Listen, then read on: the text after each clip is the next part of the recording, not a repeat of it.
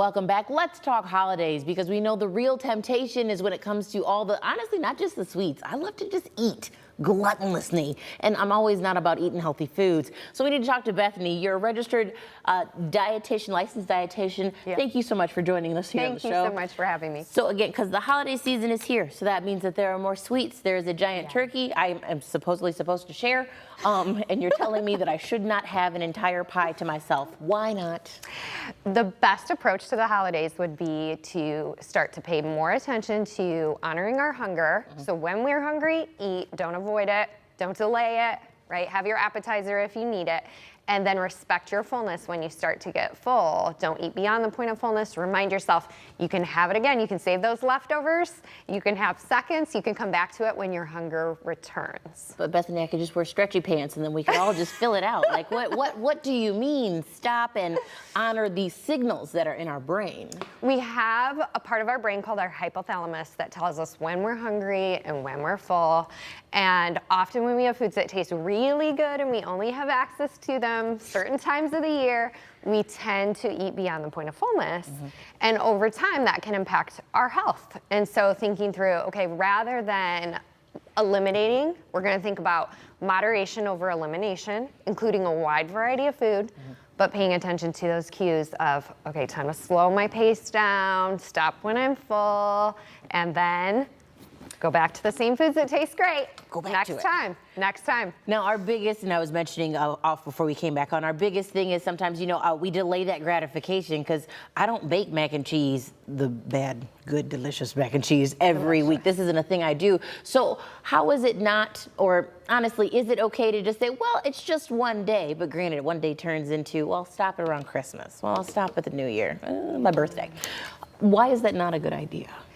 The problem is that there's generally something to celebrate in our culture, right? And we celebrate a lot with food, which is a good thing.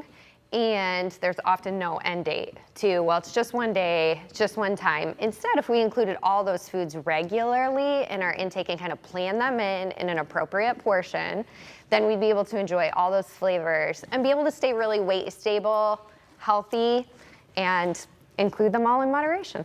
Bethany, you give me the super healthy vibe, not just because you're a dietitian, your aura is so healthy to my Girl Scout cookie obsession.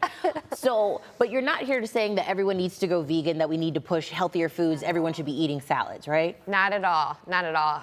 I think eating a wide variety of food, and especially if there's a food that feels dangerous, or that you feel like, I'm gonna lose control if I have a donut in my home, or I'm gonna lose control if I have that pie, right?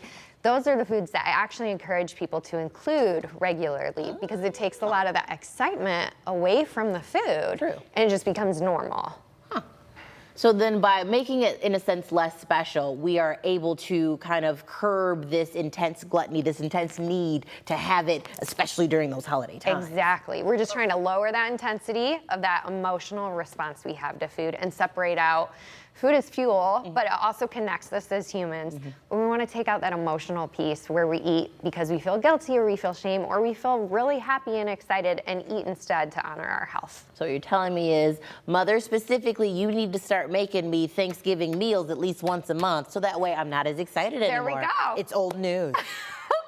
What are some healthy tips or tricks? So obviously, of course, you know, maybe taking the excitement out of certain things. What are other smart things that we can do to kind of just lessen this urge to need to eat in an overabundance? Yeah, definitely expanding the variety of food we eat. So the colors that are available, different kinds of grains, different sources of protein.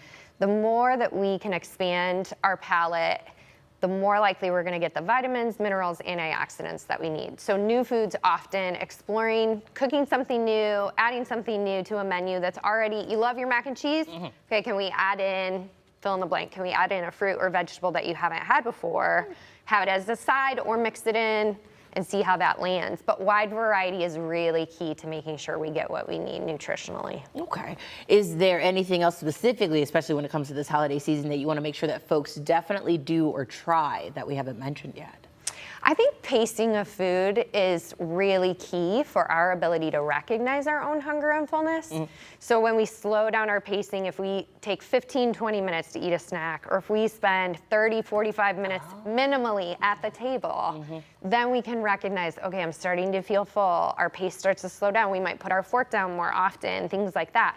And that's gonna impact how much we eat, making sure we get enough. So we're proactively full for the next couple hours, but also not so full that we aren't hungry again in 3-4 hours. This is true. So making intentional moves when it comes to your plate. So if I fill the plate, I don't need to finish it.